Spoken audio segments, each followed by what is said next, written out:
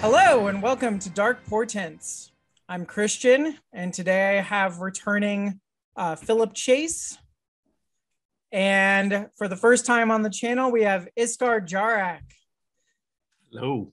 And today we're going to be discussing Kellanved's Reach as well as Paths to Ascendancy as a whole in a sort of retrospect of the whole trilogy. We've all read the book, though it's a big time difference between when I finished and when Iskar and Philip have. So we'll do our best here. I've only read the series one time. And yeah, so before we get into spoilers, let's kind of have a general discussion about why you should read Ian C Esslemont's novels of the Malazan Empire and specifically focused on Paths to Ascendancy. And yeah. Iskar, you haven't been on here talking about this series yet.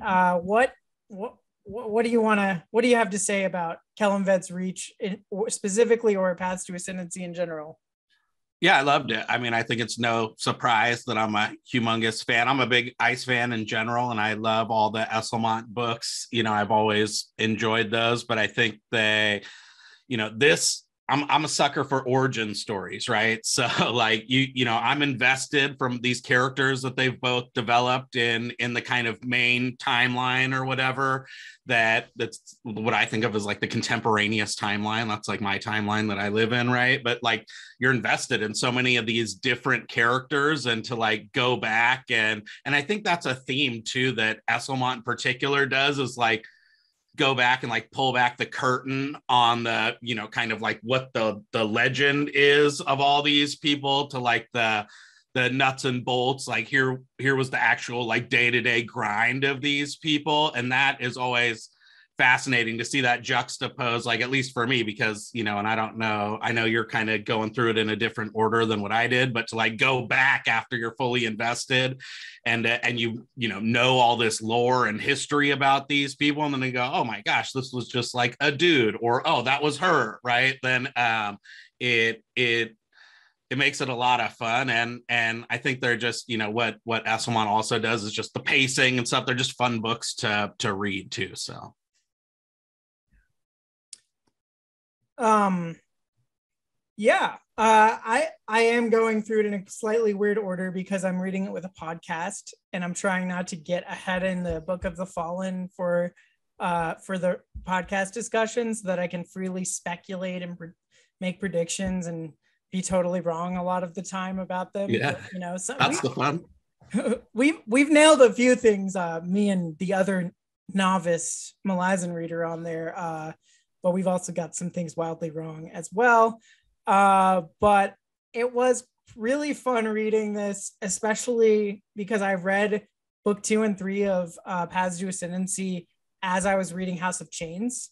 So I would read people speculating in House of Chains about the events, and then the next thing I would read in Deadhouse Landing would be the very events being speculated on. And same thing for Kellanved's Reach as well. Like after I finished House of Chains is when I really got into Kellanved's Reach, and a lot of the things that the characters in House of Chains are sort of asking these questions about come right up in Kellanved's Reach, and there's some cool stuff there. What about you, Philip? What's your take on some of this stuff? Yeah, I think there is no wrong time to read Path to Ascendancy, and I guess it's a trilogy, although Esslemont is writing the Gestal, which is sort of part of the Path to Ascendancy, but I think it's a different arc in it. So you do have this trilogy, which is the origin story for the Malazan Empire. We have Kellanved and Dancer and how they got to be what they are. So it's something I think you can read anytime. And if you're doing things sort of conventionally, then you will read the books more or less in publication order. And then you would read then, in that case, novels of the Malazan Empire first, and then you would kind of be going back and finding all these Easter eggs in Paths to Ascendancy. But there's no wrong way to do it, I think. It's just perfectly fine the way I did the same thing. I actually read Path to Ascendancy before I started Novels of the Malazan Empire, and I have no regrets whatsoever because the Easter eggs work both ways. So I got to see some of these characters when they were much younger, before they were super, awesome characters. And then I get to see them later on and say, oh, that's what happened to that character. So it works both ways. And I also just want to say that I'm going to call it a trilogy, even though I know Path to Ascendancy is sort of continuing, but this initial trilogy in the Path to Ascendancy series is just worth reading in and of itself. It's a great story. And I especially love Dancer's Lament. That's my favorite right now of the three, but I love all three. It's just a lot of fun.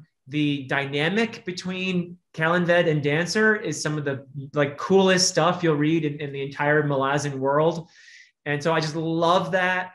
And another thing I love about Esslemont books in general is that he really develops some of the coolest stuff in the Malazan world. I'm finding this out as I'm reading Novels of the Malazan Empire, but it's also true of Paths to Ascendancy. There's just some really cool stuff that if you've only read the Malazan Book of the Fallen, it's hinted at, or there's a bit of it in there.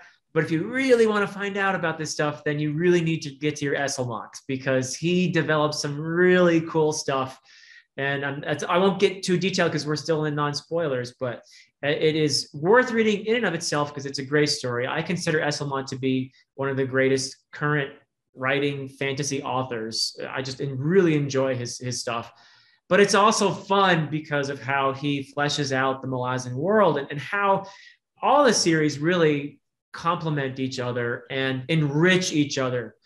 And that's something I've really enjoyed experiencing as I've done my reread of the Malazan Book of the Fallen, and as I've been reading all the other, the Carcanis trilogy, the two that are out so far, and everything else. Just that all these different series by both authors have really, I think they've gained from the other series in ways that really have surprised me and delighted me. So I can't really emphasize enough that just urge people to really read Path to Ascendancy. You'll love it. You'll just love it if you're a Malazan fan. Yeah. And I do think for the most part they complement each other. However, in this last book, I noticed something that we need to talk about in the spoilers section. I know that continuity is sometimes deliberately disrupted by these authors in the Malazan world. But there is a discontinuity between Kalimved's Reach and Deadhouse Gates that I kind of wanted to pick at and see if you guys think it was intentional or if it's not as discontinuous as I think it is, or what. But that's something that's... I'm sure it is. I don't even know what you're talking about, but I think there's deliberate stuff in there. Yep. I mean, these two guys this is something to warn, I guess, potential readers about too. Don't think that everything you read is just straightforward. Everything fits nicely in like a puzzle, like puzzle pieces that all come together, and you get this continuous image. They love messing around with our conception of history as a fixed thing. Yeah. And they do that constantly within their series, but also between the various series. So it might be something deliberate or not. We'll have to talk about that when we get to the specifics, I guess. Right on.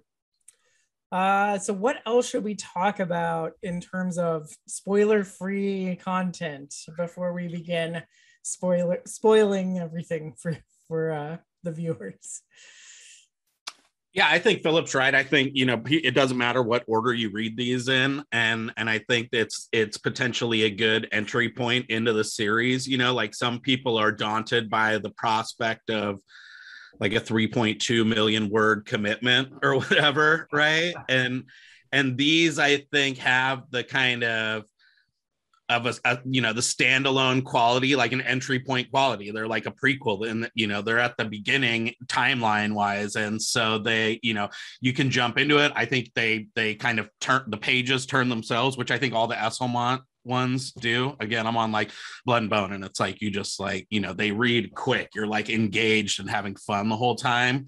And so I think that, for people who are like, oh yeah, like I hear all this stuff about Malazan and are scared about the time commitment and all that stuff, it's like, you know, pick up these books because it's a way to get, you know, a good feel. And I think, you know, the other thing that Philip said that struck me too, and I think Erickson's also said that, like, you know, he has to call Esslemont all the time for like specific details about like, Lord, like this is the guru of the magic stuff, you know, like all the different things that you thought you knew about that. And like all the like kind of political, the geopolitics of the stuff that's going on. So like, you know, this is kind of a great baptism into the world in a kind of more bite-sized, I think, way that will actually leave you jazzed to potentially keep going.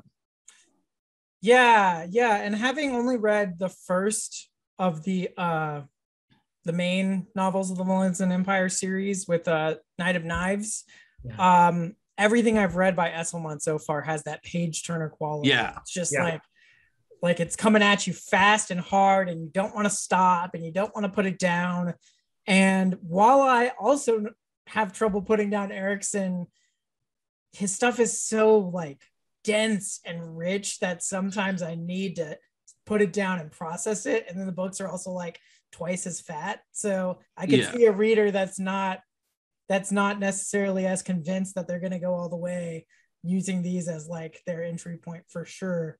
Although if you know you're going to go through all of these books, I think the Maleficent Book of the Fall and the first 2 or 3 books have a lot of mystery that is really fun to try to figure out alongside the characters that would be taken away a little bit if you read these first, because as the characters are trying to figure this stuff out, you've already read it. So like if you care, especially if you care about like unraveling mysteries and like trying to figure things out like that, and you know you're going to read Book of the Fallen, I think Book of the Fallen is a better place to go. But if you're not sold on Book of the Fallen, I think this is a much more casual entry point for sure. So I agree with like that little caveat of I'm really glad I read the first 2 books of the Fallen before I read these. These are easier to see like how you would adapt, right? If you think about like Book of the Fallen, you're like, oh, you'd have to have a plan and you'd have to like be very deliberate and stuff. Like these, you'd be like, just take the book and literally make a movie of this book and it'd be awesome. You know? Yeah, I could see that. I could see a movie trilogy coming out of these easily. Yeah. Both authors have a lot of really great cinematic moments in their books. And as you were saying earlier, Christian, the atmosphere in an Esslemont book, I consider him to be so great at atmosphere. He is just a master of description and building up, and the horror elements tend to be something that he does really well with in a lot of his books. So he's just so good with atmosphere and building up a scene. There are certain locales in the Malazan world that Esslemont just does so well. You know, like the Storm Wall, for example, you'll see when you get to that book. But there's just so many sort of epic locales in this world that these two have conjured for us that Esslemont just does such a great job of putting the reader there. And I really love it. Another thing he does well, and specifically to Path to Ascendancy in the 3 books here, something that he does, I think, if I had to identify one sort of theme that binds together these 3 books, I would say that it might be ambition.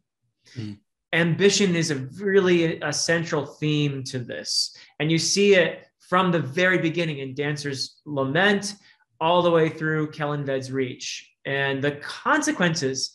And it's very ambiguous at times because these are a lot of characters in here. This is a typical Malazan thing too, where we're in these characters' shoes. We're sympathizing with these characters and we want them to succeed.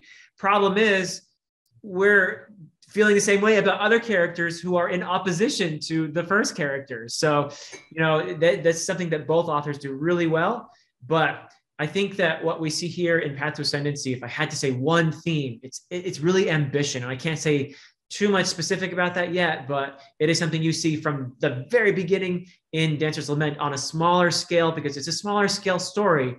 And then you see it expand in Dead House Landing, and then you see it expand even more in Kellanved's Reach. And there is this expansion of the scope in the 3 books of the Path to Ascendancy. That is another thing that is noteworthy, is how these books get bigger and bigger, both in terms of just the setting, because when you begin in Dancer's Lament, it's not entirely, but mostly restricted to one city, Lihang.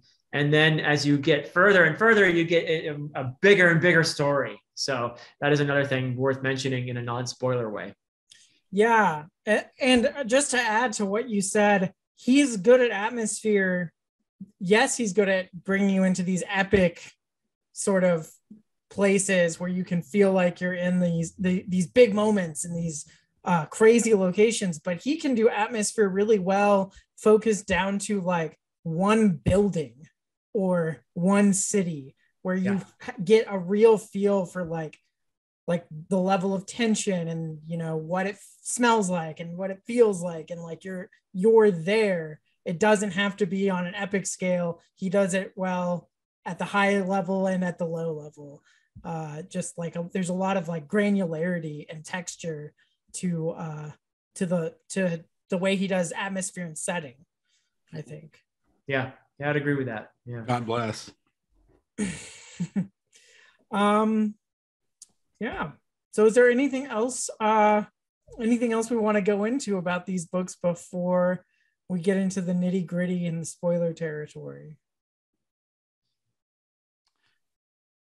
I'll just say that I think Kalenvid's reach is underrated. I'm going to get on the record before everybody checks out for the spoiler stuff. I think that this one tends to be the like lowest rated of the 3, I believe, if you just go with public opinion or whatever. Or I think, I don't know, from my standpoint, I just was thirsting for, you know, more. I just want to see the entire timeline, basically from the, you know, beginning of Dancer's Lament right up to the prologue of Gardens of the Moon, just completely filled in. That's my dream. But I think that it is underrated because I enjoyed it a lot, and I thought it was a cool conclusion to the kind of arc, even though I know there's more coming in the gistle and stuff like that. So haters, I think, be damned. Pick this one up. I think, or go read it again, because I think this one is better than the reputation it has. Interesting. It's not my favorite of the 3, but I didn't realize it got that much hate. I quite enjoyed it, and there were some things at the ending that were very interesting, and including one that I want to get us into because it really clashes with Deadhouse Gates a little bit. But I didn't realize it got this much hate. I don't think it gets that much hate, but for the hate that it does get, I wanted to make sure that I just got out there and told people they were wrong again, just in case. Yeah, I think Iskar has thrown down the gauntlet now. So yeah. We accept your apology.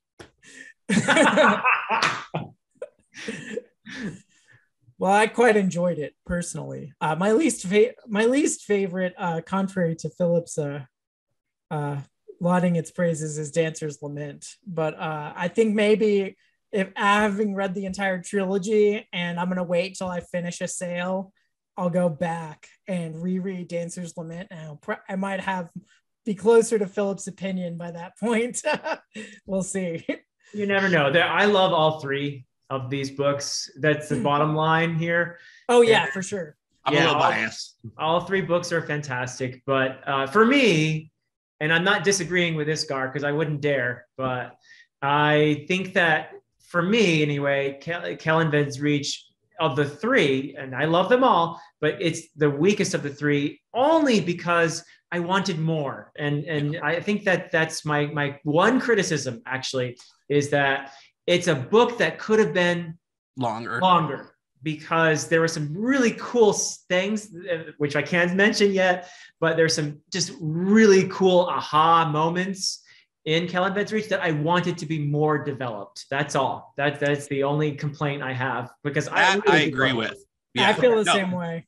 Being the weakest of the 3 is different than being weak. That's all I'm saying, is if you're up against a bunch of 9s and you're an 8, you're still pretty badass. Yeah, I agree with that. I think it was a solid 8, but for me, Deadhouse Landing was like a 9 or a 10. So it's just a great book. We're on the same page. Huh? Yeah. All right. Well, I think that we could maybe get into spoilers at this point. Let's do it. Yeah, all right. So I guess the first thing I want to bring up before we get into the us just all agreeing about how cool everything in these books is, because I know we'll have at least some of that, is the way that the the Talani Mass were handled in this book rendered Cotillion and Deadhouse Gates a little bit nonsensical, because according to Apsalar, well, at least Cotillion according to Apsalar, so you have like several degrees of removal, but according to Apsalar, Cotillion was convinced that that Surly gave the order for the slaughter of Arin. But if Dancer was at Kellanved's reach when he was accepted by the Talani Mass, and in Li Hang when Kellanved summoned the Talani Mass there, he would have seen that the way that the Talani Mass relate to their to the person who claims the throne is more like a tribal chieftain. I believe it was like Frederick Engels who talked about that relationship as like the first among equals. So like, the Talani Mass state, that woman tried to give them orders and they cut her head off. And then Kellanved gives them no orders and they accept him. And then when he summons them to Li Hang, they think he's trying to exploit them. So they're about to kill him again. But he's like, no, there was a Jackut here, I swear. So you see this relationship between them and Kellanved that is like one where Kellanved can't just give them orders to do things arbitrarily. And even if, say, decades go by and a relationship of trust develops between the Talani Mass and their chieftain, that relationship doesn't necessarily pass to Surly, like de facto, the way like an imperial hierarchy, right? So how would Cotillion think that Surly would be capable of giving that kind of an order?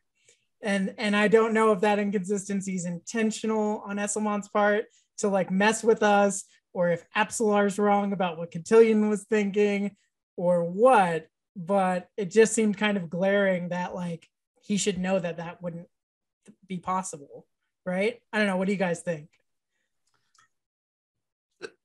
You're on Midnight Tides right now. I am. So there's still like a read and find out component to your question, I think. Okay. But you're also right in the sense that like even, and you've read Memories of Ice, right? So you know like that the Bargaths are like these kind of, passed down Talan Amas who missed the ritual or whatever. Their bus ran late or what have you. And they're, but it was the same thing, right? Because when Trotz goes out, or even Humbrol Tor, like Hatan's dad, they were tribal chieftains, but it's always like kind of teetering on the knife's edge of like maintaining the respect. And you can't just, come and claim a clan because of your lineage. It's not like a hereditary deal, or like that's just one piece of it. Then you also have to like prove yourself worthy of the rule and all of that stuff. So like in a general sense, you are like kind of uncovering that piece of it, but also just the way that again they kind of go back and say, hey, everything that we thought we knew in the kind of main timeline is actually BS, and there's like a lot more nuance there. And then the third piece is that like as you get past Bone Hunters and stuff, then you'll start to get more like kind of backward looking explanation from like the beginning of Gardens of the Moon prologue up to where you're at. Oh, okay. So you can't really answer my beef. I can't. Philip probably can. Well, I mean, one thing I'm thinking is that the whole thing, that the massacre at Arin is one of the most cloudy of the events in the Malazan world. And so that probably is deliberate, I think, from both authors, that there is a sense of, and this is something they do, and they don't always give you a straightforward answer. So this is, I think it's something that is reflected in the real world, where you have terrible things that happen and you have different explanations for why they happen. So the thing that happened in Arin was clearly a horrible thing, the massacre of the people there. And as to who was responsible, how it came about, there just is a lot of ambiguity about that.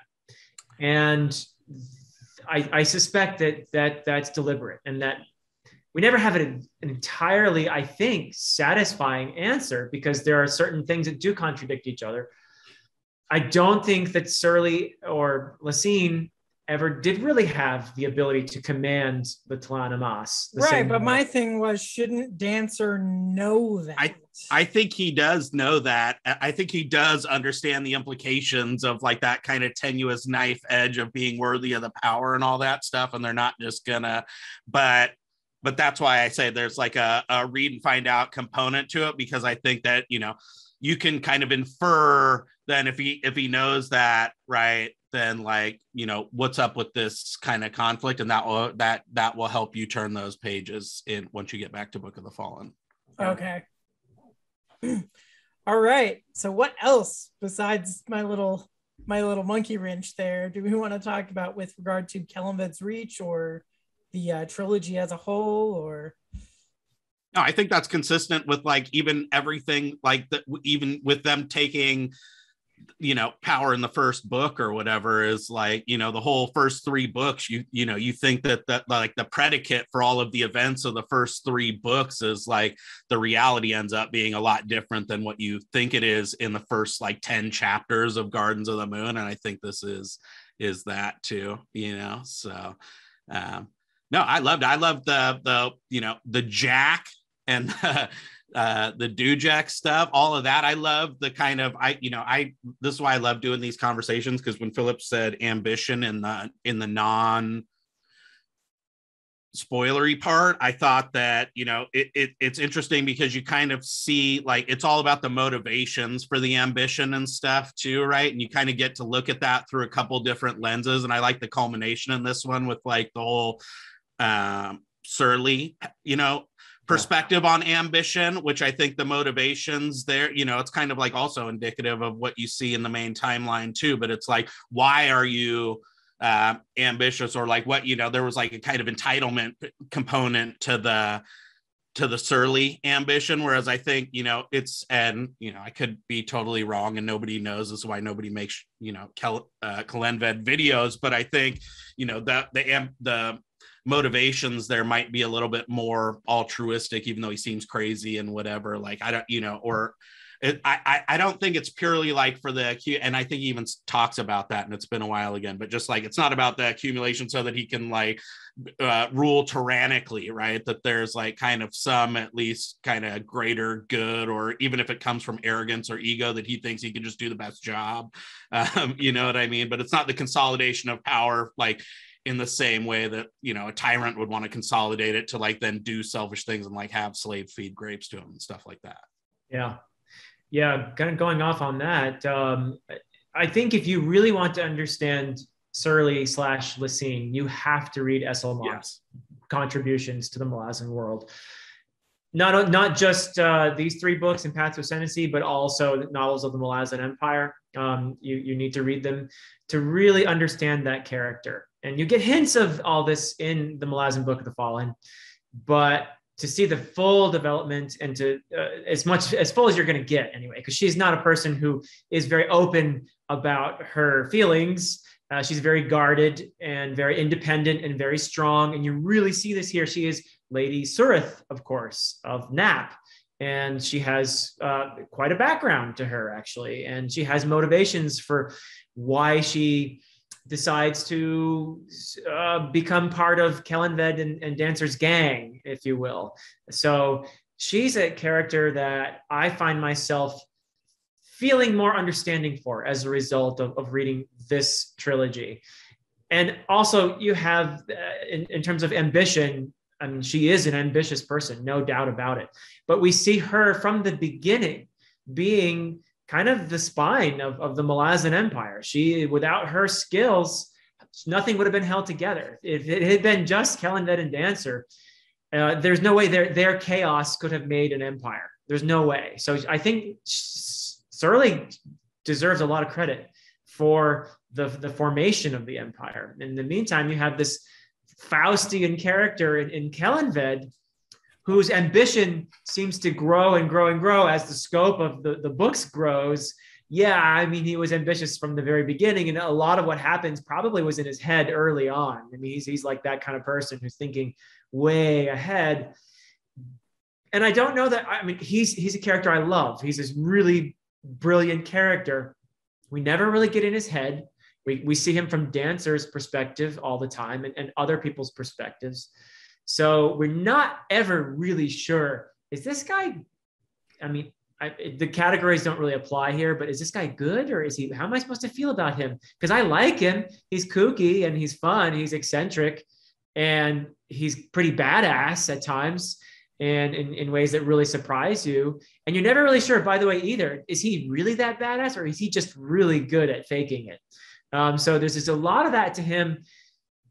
But ultimately, is his ambition a good thing? And that's why I call him a Faustian character, because, you know, Faust famously wasn't happy with the amount of knowledge he had. He wanted more and more and more. And he did some great things along the way. But ultimately, his ambition led him to a very dark place, doing some awful things. And if you're going to make an empire, you're going to break some people. You're going to do some terrible things. And we see other characters we sympathize with getting stepped all over as a result of this ambition. So yeah, I feel very ambiguously about Kellanved and by extension Dancer, because Kellanved also would never have made it without Dancer watching his back constantly. So it's a really interesting, that for me is the heart of this. There's a lot more to it, but for me, the heart of this trilogy is just trying to figure out this Kellanved guy. So yeah. And I'm not necessarily convinced of Kellanved's altruism by these books. Actually, it kind of came off the other way for me. At the point that I'm at in the Book of the Fallen, people are beginning to speculate that he might be way more altruistic than he lets on. And part of what cast doubt on that for me is seeing the way that he acts in these books, and not really having a clear idea of what his motivations and goals are. And I just read House of Chains, and there's a character in there who speculates, has Kellanved been working with the Nameless Ones all along? Mm-hmm. And looking at it from this trilogy, I'm like, he doesn't act like he's working for the Nameless Ones. If he is, he's faking it so well. And maybe he is, because he fakes so much. I have no idea. So there's always a lot with Lysine and with Kellanved. There's always a lot of doubt about what's really going on and what they might have really ordered and what they might be really motivated by. But these books did, yes, like you said, Philip, gravitate me more towards Lysine and make me more sympathetic towards her, because they keep on like making her promises and telling her they're going to do these things, and then they disappear for like 6 months, and she has to like hold together the whole island and then increasingly whole countries. And but yes, you're right. I obviously do see that there's this ambition in her, although there's a weird contrast between and I guess it's maybe because of how badly she failed at first, between why she failed in the prologue of Dead House Landing and the ambition that you see from her in the book and in Kellanved's Reach and in the rest of in the main timeline. Because like at the beginning, you're led to believe by Cartheron that she was like too honest and too by the book and kind of played too honorably and got outmaneuvered in politics because of it. And that's how she ended up exiled from Nap in the first place. So then you get, the present for the trilogy perspective on her. And she's like kind of ruthless and calculating and well organized. And it's almost the exact opposite. So that, I don't know, just some really fun stuff with both those characters. You kind of get the surly that was like in implied at the end of Dead Out's Gates in our little meeting with Kalam, right, where there's like, oh my gosh, there was like a lot more to it, and you didn't necessarily like her after that, but you were like, oh my god, she was playing like, you know, more three-dimensional kind of chess game, and she kind of become, you know, you see her become that person or be that person in this, and also like where all the kind of conflict comes, because like you said, she's the one like holding the bag all the time, right? And actually like a fairly capable, if completely like uninspirational like, you know, administrator or whatever, like, you know, kind of saw the field for what it was and could move pieces around and stuff, but could never like get people pumped to want to do that for them, you know. Yeah, the talent that Kellenved has is he finds people somehow who are very capable, and he delegates to them, and in ways that he's never too dependent on any one person, I think, except maybe Dancer, but he seems to fully trust him. So but he's really good at that, at finding talent and surrounding himself, but I think that's the one thing that maybe Lacine never quite was as fortunate, maybe, and because she couldn't always trust the same people because of the position she's really not a lot of room to maneuver for her in many respects. So. And Kalenved's like the master of chaos, and I think that's exactly what Surly doesn't thrive in, right? She wants to put rules of the road down and stuff, and I don't think he was like necessarily this master three-dimensional chess who like had all these specific moves, but he's just really good at kind of riding the moment, and like whatever curveballs come, he kind of wraps his arm, he steers it, oh, I can take this and use it to my advantage and kind of use it and be able to come out ahead, and kind of, oh, this guy's gonna back. He never tried to fundamentally like change the nature of the people. He's like, yeah, I can use it. Oh, you're a scumbag, look at Hairlock or whatever, you know. It's like, yeah, we're gonna use you, we're gonna recognize that you're a total gigantic threat and a dick and whatever else, you know what I mean? And well, cool, how can I use that to my advantage? It wasn't like, hey, how do I hammer you into this like structure that I've made to try and keep my arms wrapped around, and we need rules and this, and that was what she did. And I think that's why it made it tough, whereas he just kind of takes the world as it is and then goes, you know, how do we channel this to my own benefit? Yep. Yeah. You never know if he's a genius or just damn lucky. Yeah.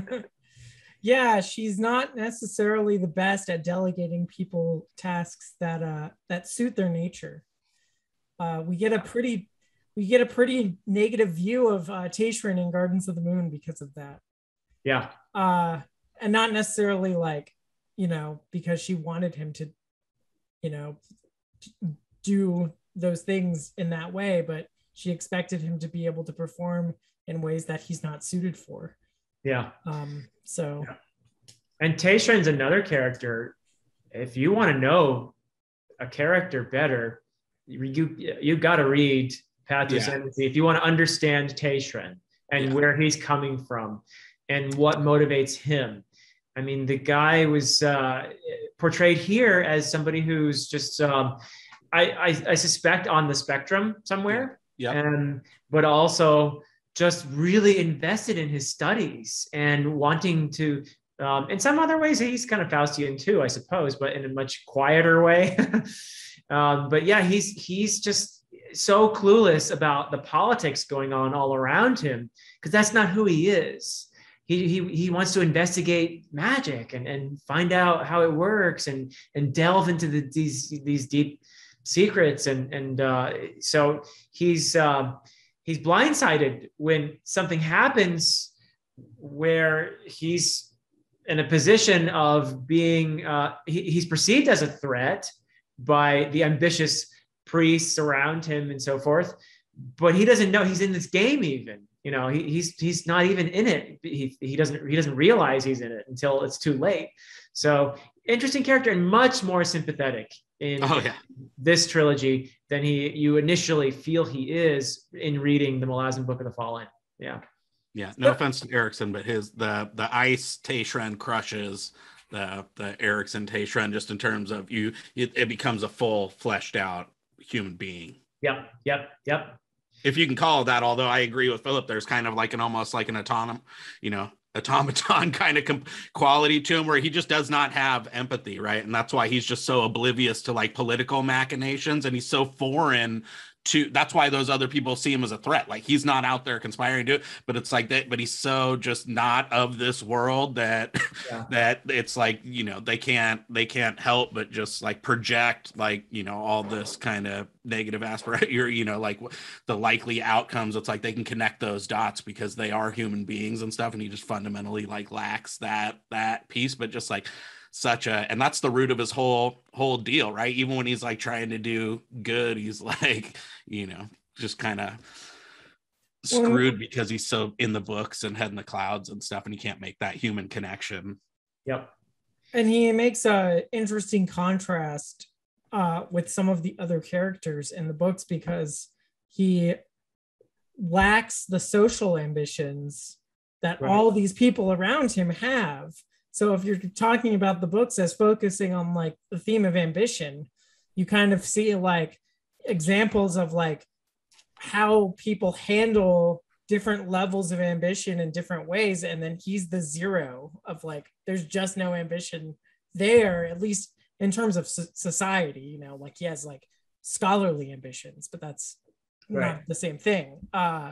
So that's like a, you know, it's like fundamentally different from, say, someone like Tattersail, who she doesn't really show up in Kelvin's Reach, but we did talk about this in the last video, how she has all of this like falsely placed social ambition and isn't as focused on her scholarly and magical power throughout most of Deadhouse Landing, and it kind of bites her in the butt. Whereas, you know, Taishran is bit in the butt for the opposite thing, because he's only focused on that and has no social ambition. So it's, you know, kind of a reversal, but like it's showing like the two extremes of how you could be on that scale, and both of them can get you into trouble, you know.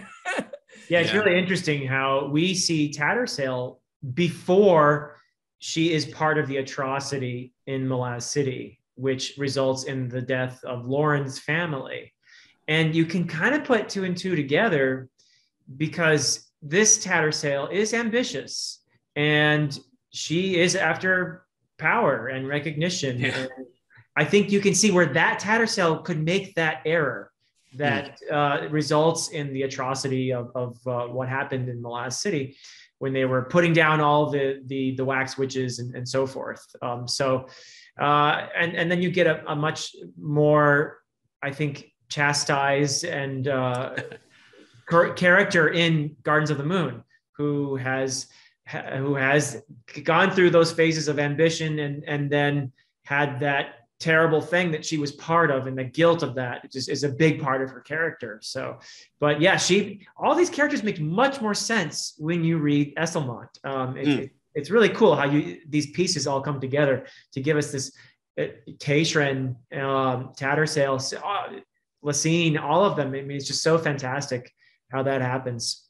No, when you get to Gardens of the Moon and you get that Tattersail, like it's a total, you see exactly, you know, it's like a straight line from where she's at in this book to there, because it's like you then realize the kind of futility of, you know, or you just become, you know, so jaded and bitter after like, you know, 100 and how many ever years of campaigning after this, and it's basically the same old thing, and you know, the means, you know, or the ends justify the means and all of that all the time. And you know, it's she's a really cool character, man. I would have, speaking of her character, and you know, we brought up the idea that one thing that we wish Kelvin's Reach had more in it and developed things more. I would have liked to see like where she went in terms of, she was going off to learn like combat magic at the end of Deadhouse Landing, and seeing how whatever school she learned that in got brought in to the Imperial like mage cadre. I mean, maybe that's something for future Esslemont books, but I would have liked to see that story. Like the way we saw Hairlock brought in after what we saw of him in Deadhouse Landing, and then we get to see him brought into the cadre mage life. I would have liked to see that for Tattersail. But that sounds cool. There is an almost, not quite, but almost cameo-like quality to some of the big events that happen, particularly for me in Kellenved's Reach. Like, for example, the Moranth. You know, it's cool because we just found out how the relationship between the Malazan Empire and the Moranth began. You know, we get this origin story, so it's really cool. But it feels like it was almost rushed. Like, I want more of that. You know, I want to see more of that development. Or the same thing almost with the Tlana Mass element in here. I think you get to see how the relationship started and how ambiguous it was, because again, Kellenved can't exactly command the Tlana Mass. So that's cool. But I found myself when I finished it, like, oh man, I would like more of this, you know? So there were several components like that. For me, the Moranth and the Tlana Mass were a couple of them. There's some Crimson Guard elements that we haven't talked about them yet, and I don't think we can say too much Iskar because Christian hasn't read Novels of the Malazan Empire yet. So we want to be a little careful there, but yeah, Crimson Guard is obviously a part of Path to Ascendancy, and Novels of the Malazan Empire really does develop Crimson Guard stuff in a way that if you're a fan of the Crimson Guard, boy, you've got to read Esslemont. Yeah, 100%. I can't wait to get to more of them, but I mean, I don't want to spoil Bone Hunter, so I have to wait like 6 weeks. But in 6 weeks, I'm picking up Return of the Crimson Guard, and I'm gonna go to town on that thing. It's awesome. Yeah. Oh, you're gonna find out so much cool stuff when you read that. Yeah. And for me, as I've been reading, I've just finished the 4th book, and they just keep getting better, I think. So it's a tough call for me, which is my favorite right now, because I really loved Orb Scepter Throne, and I think that might be a popular one with a lot of people. But I also really love the 3rd one as well. It's a tough call which I liked most, but they keep getting better and better is all I'm trying to say. Yeah, every next Ice book is the next best one, so I'm totally with you there. I was so thrilled to be coming back to Genabacchus and Memories of Ice, and then they were like, the Crimson Guard left. And I was like, but that's what I wanted to see. Like that, you know, because they show up, like they're talked about a lot in Gardens, and then they show up for like one scene, and then they're gone. And then I expected them to be in Memories of Ice, and it's just like, oh, they had an errand to run, and they're gone. And so I'm excited. I was happy to spend some time with them in Dancer's Lament and in Kellenved's Reach, but I'm looking forward to more as I get to read more Esslemont. Yeah. Did you, we're in spoilers now, so this is a legitimate question. Did you have thoughts, Christian? I want to know what you think about who, I forget his name here. Oh yeah, Gregor and Haraj are. So interestingly, because Gregor was a Mason when he was younger, that was like a false flag for me, because I totally missed all the hints you dropped in the last video about like, oh, a guy named Jack and a burning bridge. So I was like, oh, this Gregor guy, Whiskey Jack, must have originally wanted to join the bridge burner, or the Crimson Guard rather. And I thought it was him. But then he turns out to be, obviously I eventually figured out that this Jack guy that I totally disregarded was Whiskey Jack. And that's a contrast, because in the last book of the Fallen, we know he's referred to as being a Mason's apprentice or a Mason. And then here in Path to Ascendancy, he's presented more as, I think, having a slightly aristocratic background and going through at least a very elite training in military school and that sort of thing. So again, these guys are giving us different histories here, and who's to say maybe they don't contradict each other. I don't know, but interesting. I didn't catch that because I wasn't paying attention to this Jack guy. I didn't connect the dots until they named him. Hanging out with Dujek. Yeah, exactly. So yeah, I have no idea who this Greygar guy is. Have I met him already? You have, yes. You met him at least in Gardens of the Moon. And although not for long, and I suspect his buddy Haraj as well I think Iskar, am I on the right track here? Yeah, Gardens of the Moon. Yeah. Oh, so wow. you I didn't figure it out. Yeah. I'm sorry, what was that? Toward the end of Gardens of the Moon. Okay. Yeah. Was he there when the Crimson Guard showed up and fought Lorne? Yeah. Oh, okay. Interesting. He was very much there. Yeah. Oh, was Greygar the guy that fought her? Yeah. Oh, I'll have to go back and look at the scene. It wasn't much of a fight though, but yeah. No, that's Blues, and Blues.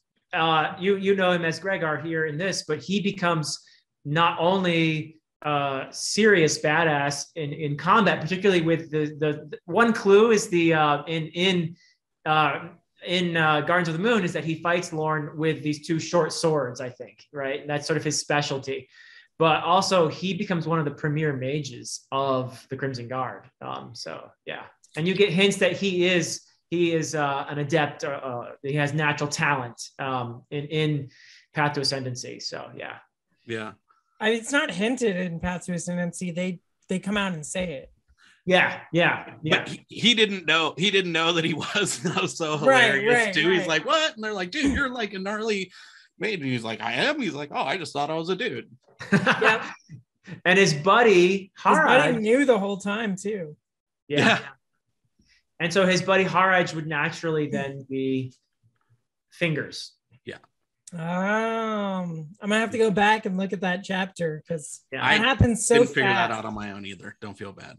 That happens so fast that you don't get much time to spend time with them. And I'm sure once you read some Esslemont, you go back to Gardens, you're gonna go aha. But that scene is like bam, bam, bam, bam, bam. They talk to Crocus and then it's over. Like it's so fast.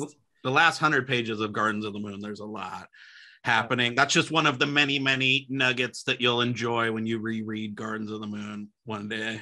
Well, I've read it 4 times already, but when I read it after in retrospect, though, you gotta once you get to the end, then go back, then it'll have a whole new level of appreciation. I've heard. Well, and the secret is not a very good secret, really, but every time you read these books, you get new stuff. I mean, it's going to happen again and again and again. That's why you have people like Cal, very good and kind, who's read the series, like 13 times or something? Crazy amount, yeah. Oh, yeah. And you're in a different headspace, it's like you pull different stuff out and different stuff resonates with you. Like, I read it at the very beginning, like 8 years ago or 11 years ago when my daughter was born. And, I'm getting different stuff out now that I'm like an old man and stuff than I did when I was like in my, late 20s or whatever. So, yeah. Yeah. I mean, even going from reading it in like October or November to then rereading it for the podcast, like a month or 2 later, I got different stuff out of it. So I'm sure once I've read all the books and, aged a little bit and come back, it'll be just a whole new playground. Once you get some of this gray hair, Christian, then you'll have a whole totally another perspective on it. I actually think I think Knight of Knives, I'm curious what you think, Philip, but I think Knight of Knives will ultimately end up being kind of the end of the kind of prequel, and then the real novels of the Malazan Empire will start with Return of the Crimson Guard. I'm hoping, again, they just keep filling in that gap between Knight of Knives and the end of Kalenved's Reach, and then it'll just be its own little 5 or 6 book kind of deal, ending on Knight of Knives. That works for me. Yeah. Well, it's interesting to me. Like Knight of Knives, I know officially, if you read in publication order, you read it after Midnight Tides, but I was advised you can read this after Dead House Gates. And then I have to wait till after Bone Hunters to read the sequel, Return of the Crimson Guard. That's a big gap of there's 4 whole books you have to read between when you can pick up Knight of Knives and when you can pick up Return of the Crimson Guard. So. That's when they actually go in, right? So that seems like the logical place to end the Path to Ascendancy to me. But hey, what do I know? There you go. I like it. Because they go into the dead house. Then you're saying, Yeah, that's like that's the true. That's the big night, I guess. Yeah. That's the end of the origin story, I guess. Yeah, yeah. Exactly. Yeah. So, another thing this trilogy does brilliantly, and these are Malazan books, so this is no surprise, is convergence, right? I mean, you get major convergence in Kellanved's Reach, all these elements that you're not sure how they're going to come together, but by the end, it's just like, fireworks and everything is going together. So I really like that a lot about it's a pattern really for just about every Malazan book, I think. But it's just kind of cool how they manage to pull it off every time. And I enjoy that. I enjoy just kind of watching and waiting to see how things are going to finally be threaded together and how these different elements are going to converge to give us really, I mean, every Malazan book I read, the last few hundred pages just zip by because of that. Yeah, totally. I have to say my favorite convergence of this trilogy, and it might be my favorite in all the Malazan I've read so far, though that's a real tough call. Because there's quite a few of them, even only as far in as I am, is the one at the end of Dancer's Lament. For all the problems I had with Dancer's Lament that I didn't have with any of the other Esslemont books I've read, the one thing I loved was the convergence where the Jaghut turns the river to ice and the army goes in to the city and the Leosin ritual meets them, and it's like this nuclear apocalypse that happens. And like it was so well done, and like the ramifications for the city and the way that the Jaghut sorcery like circumvented the military impasse that they were at and had to be answered. And you have this power meets power thing that's like inherent in the convergence idea in Malazan. I just thought it was just so well done and so clever. It's one of my favorite moments in Malazan so far. And it has major repercussions because of what happens with Shalmanat there, and her eventual, demise, I guess you could say. It's a tight story. Dancer's Lament is a nice, tight story on a scale that's just smaller than most Malazan books. And I like that. I really like it. It's a more personal story, I think, especially because we're with Dancer a lot of the time.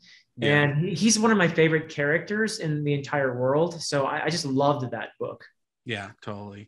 Especially, I can't wait for you to get to like later in the main books and hear what you think, his Dancer gets like very fleshed out and is a very, very cool character. But that's like another thing that Ice, I think, does like through all the books, but this one in general. I think if you like the Li Hang kind of stuff, it'll be cool to get to the Return of the Crimson Guard, because you get to go back there and like kind of, I read it in the opposite order, right? So like I didn't have all the kind of like backstory, but going into it, like knowing all the stuff with Silk and Shalmanat and all that stuff will make Return of the Crimson Guard very, very cool and interesting for you as a book to read. But he also, like, I think in almost all of his books, I want to say too, there's this kind of like, it's almost like the magic is kind of like the technological advancement, right? And everybody's like running at each other with spears, and then now all of a sudden there's like machine guns basically, and that is kind of like, it's like you brought a knife to a gunfight kind of situation in a lot of these things. And it's like the whole repercussions of that. Raft covered Dancer's Lament, and I think he's in Dead House Landing right now, but he talked about that one moment in one of his videos where Silk, when they're like invested at Li Hang, and Silk, goes out and like decimates the the people who are assaulting the walls basically, and then he like turns around, he's like, yo guys, I totally like just did that for you, and he's like all pumped, and they were like horrified basically. It's kind of like that moment in Mistborn. I don't know if you read Mistborn, but where she like headbutts that guy and his head explodes, and they're like, well, she saves all these people's life, but her like fiance is like so like grossed out and stuff. It's kind of like that, and it's like there's this whole I think like commentary on technological advancement too, and just like the brutal efficiency and like that whole means to an end stuff and ambition. I think it's all wrapped up in there. But it's like, what happens when you like then have all this like crazy OP people that can do this stuff, and what does that mean, and how does that like play out on the ground? I think they do that in a real way that's interesting, because it's like it changes the nature of the battles, like you said, and they're able to like circumvent what would traditionally be impasses. And but there's also like the whole kind of like moral conundrum wrapped up in all of that stuff too, and it's like they decimate the world and all kinds of crazy stuff that I think is like, I'm not smart enough to figure out what they're trying to say, but I know they're trying to say something there. Yeah. And the idea of magic kind of replacing the technology and the implications for warfare is introduced as early as Gardens of the Moon. Yeah. And the way that the battle, the Siege of Pale, is referred to by the characters using a seemingly anachronistic term, enfilade, which refers to artillery, like machine guns and things like that. So you have that kind of built into the language of the world. And I don't envy the people who had to translate these books and try to maintain the meaning of things like that, when they're translating this stuff into other languages. But I can barely read them in English, so right. Imagine trying to like lift all the puns out and like make them work in French or Korean or whatever, Although that's a failing on my part, not theirs, though. So I'll just let's be clear. That theme you guys are talking about too, of kind of, I guess, the horrors of war as we escalate, is something that Esslemont really develops brilliantly in novels of Malazan Empire as well, particularly through the Moranth. And we get a taste of them in here. You get more of them in the Malazan Book of the Fallen. You get plenty of course, the Malazans, as you know, it's no secret, Christian, because you've read far enough to realize this, but they completely depend on Moranth technology. They wouldn't be where they are without, munitions and all their cussers and sharpers and all that stuff. They would not be what they are. So the relationship with the Moranth is really important. But it's like you're saying magic replaces technology, but look what happens when technology replaces magic, and it gets really pretty horrific. So, and it is a statement about the evolution of war in our world as well. So, yeah. And the mentality of the sappers about Moranth munitions, especially as they get farther away from Genebacchus, they like fetishize them, and like that there's a scene in Deadhouse Gates where they're crying because they had to use the last of their explosives, and they have like technological innovations because they obviously don't have these flying creatures to help them like use the munitions more effectively without getting themselves killed. They design these like special crossbows that can fire the munitions without blowing them up in their face, and it's just so like, it's so wild to me like how sprawled the Empire is, and you get like these sequences where they have to figure out how to use the munitions in like the most effective way on this long campaign across a continent, nowhere near where they can get Moranth munitions. So you have people like risking corrupted warrens to take carriages across to other continents just to bring a guy a box of these things, things like that. Like, it's so wild. It's like their religion. That's just their warren, right? They're just trying to figure out new ways to access and better ways to utilize their warren. It's like their own little religious realm. Right. Yeah. So just to bring it back to the Path to Ascendancy books, I think what Esslemont does really well, in addition to giving us the action and the convergence and all that, is just giving us this broad taste of the Malazan world. And as he gives us this origin story, we get lots of light shed on some of the coolest elements in the Malazan world in Path to Ascendancy, particularly as the books progress. So that's something I really enjoyed about them. Yeah, me too. Love it. Love that he's the one who knows Manasseh. I love the Decem stuff, right? And the whole, Oh, talking about yeah. a whole series of things that make you scratch your head about what you've read in Book of the Fallen versus what you see here. There's like a lot of meat there to chew on, and the whole stuff with the girl and his relationship with Hood and his relationship with Kalenbed and Dancer and stuff, which is pretty interesting dynamic that they had in this book. Especially I felt like when they're actually like in the administration kind of phase of their new little fledgling thing. Spot on. I mean, that yet another character. If you really want to know this character, you have to read Esslemont stuff. And Dassem Ultor was one of the coolest characters in the entire world. You have to read the Esslemont stuff because I mean, just to see what an important role he plays in the formation of the empire as well. He's the one that the soldiers worship, importantly, right? He's the one that organizes the military. So it's absolutely essential. Yeah, totally. And it's a bit, it calls into question maybe some of the things that it's hinted at of why he turned his back on Hood. Because it's kind of implied at a couple of points, I think in Book of the Fallen and maybe in Night of Knives, but I'm not sure. It's kind of implied that him turning his back on Hood has to do with that girl that he leaves in the dead house. Yeah. But Hood's the one who said, hey, well, if you want her to live, bring her to the dead house and she can kind of hibernate there and she'll be fine. So far, at least, I haven't seen anything that Hood has done to warrant relating to that girl, unless he has like the hubris to just be mad that she got sick. Mad at Hood that she got sick. I haven't seen anything that would cause him to turn his back on Hood and like leave the Empire. And I still haven't gotten the full picture there, and it's sort of made me question, what is going on there. And I don't have the answer, but me neither. I've asked many of those same questions. It's definitely one of those, not all is as it seems, that there's more to that story there. Because, and again, I think it's them playing with this history, right? Because we never actually hear Decem say any of that stuff in the kind of main timeline or whatever. It's like people speculating on stuff that happened. So again, I think it's this kind of thing where it's like the reality is a lot more gritty and complicated than these kind of like whitewashed versions that you get from third parties who like are just idolizing this dude, and so they've created this kind of mythos around like what's around their kind of coming to power or whatever. And that's exactly how the real world works. The real story is almost always much more complex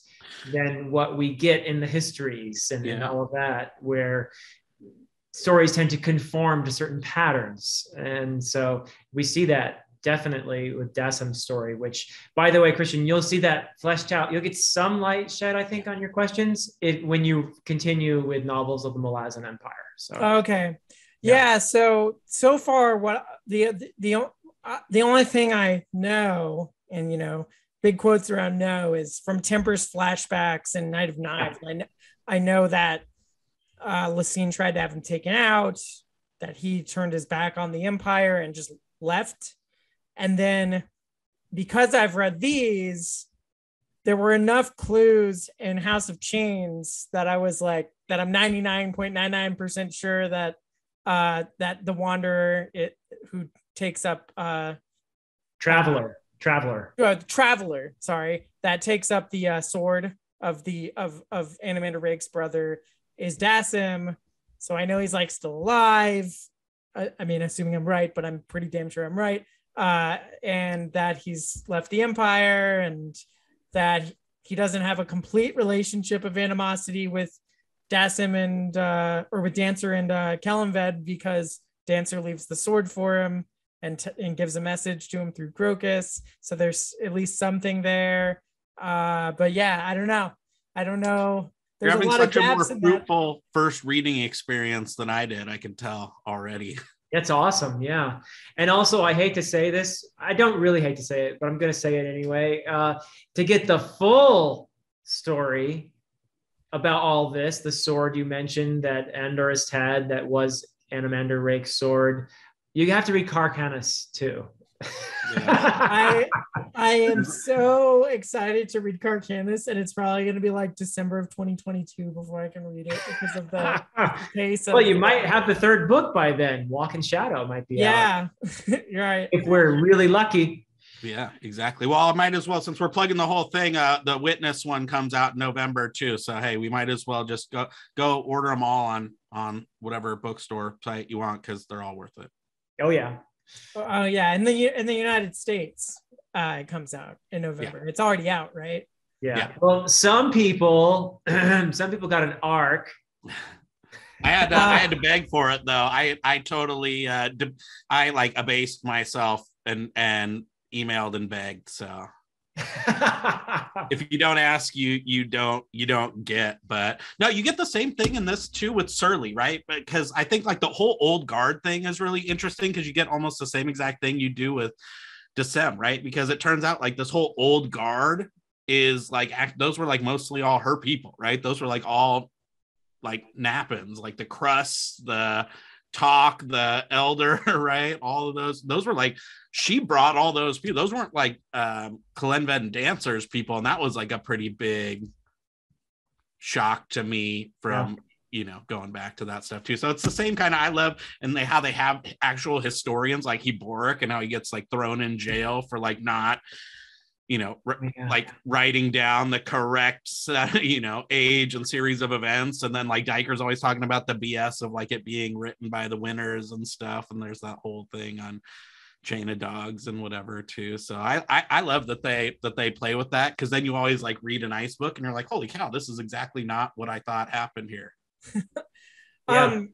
Heboric, I don't think really got thrown in jail though, because the soldiers had more respect for him because he was a priest of Fener. I think Kalenved was impotently shouting for him to get thrown in jail, and I don't think it was going to happen. So I don't know. Huh? At least at the end of Kalenved's reach, as he's like leaving, like Kalenved's like, grab him, throw him, lock him up. Yeah. And the soldiers are just kind of like respectfully escorting him out of the room. I don't think they threw him in a cell there. But he was in jail, because at the beginning of Deadhouse Gates, he's like on that prisoner chain gang. So that's like how many years later though? That's later. Yeah, I suspect that he was thrown in jail later by Surly, by Lassine. But yeah, he never learned the lesson about not telling the truth. Don't bite the hand that feeds you. He never learned that. Yeah. Did you use the hand pun on purpose? Yeah. I'm that smart, Philip. I'm that smart. I'm just always. So he got thrown in jail by Lassine because he was telling everybody that Kalenved was still alive, right? Or that it was an inside job kind of a deal. Yeah. Yeah. Which I'm still I don't know. Why does in Night of Knives it seems like she's trying to stop him from entering the dead house or something, and that they try to take him out, but then they don't end up really getting taken out, and they end up getting into the dead house and ascending. And so I still haven't seen what the source of like the real beef that would cause her to try to stop them would be, and why Kalenved's trying to get revenge in Gardens, but then in House of Chains he's like more chill. Well, so I think her motive for stopping them is she knows they're going to become really powerful, and she doesn't want them to become really powerful because she's made enemies of them now, and knows that, yes, okay, so they were in a way manipulating her. They wanted her in a way.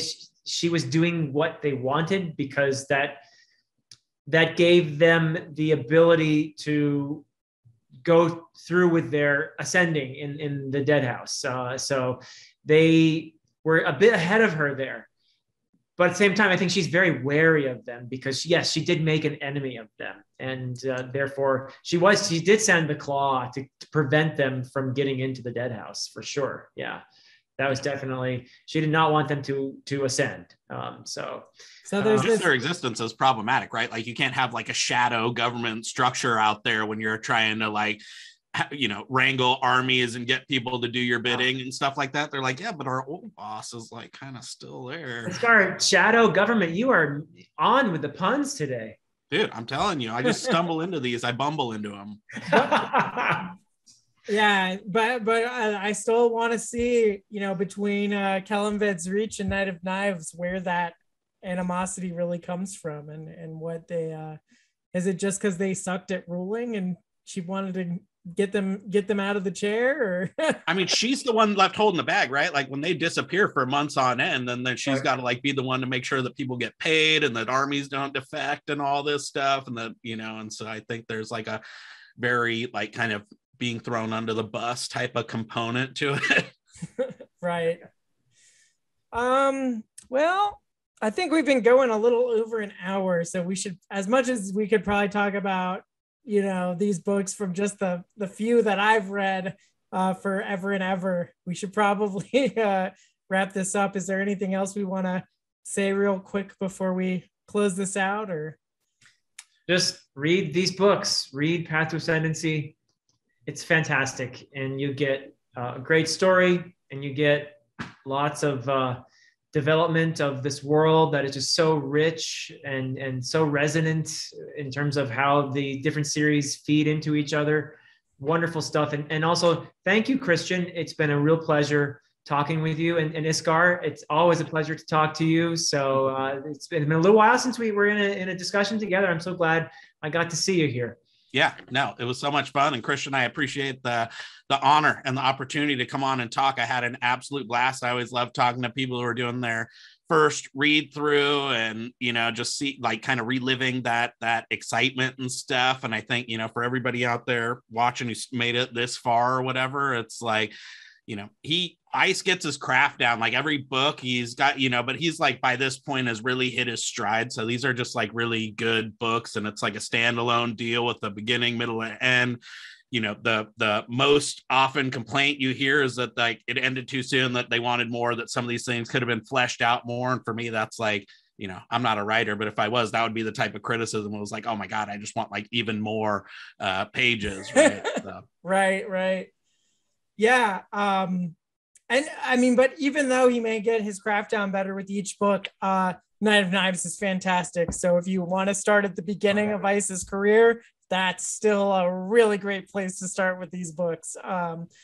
But yeah, thank you guys so much for coming. I really appreciated that Philip came back so soon after being on here. I think you're only as of recording at least, there's only been one video on my channel since you were last on here. So is that right? Oh, okay. Yeah. So thanks for coming so soon after you were just on here for an hour and change. And thanks, Iskar, as well. Philip's Warren is generosity. All right. So this has been Dark Portents discussing Kellanved's Reach. And I'll go ahead and link these two gentlemen's channels in the description if for some reason you're watched all this way and you're not already subscribed to their channels, which have so much awesome Malazan content. And yeah, I'll see you next time. Dark Portents signing out.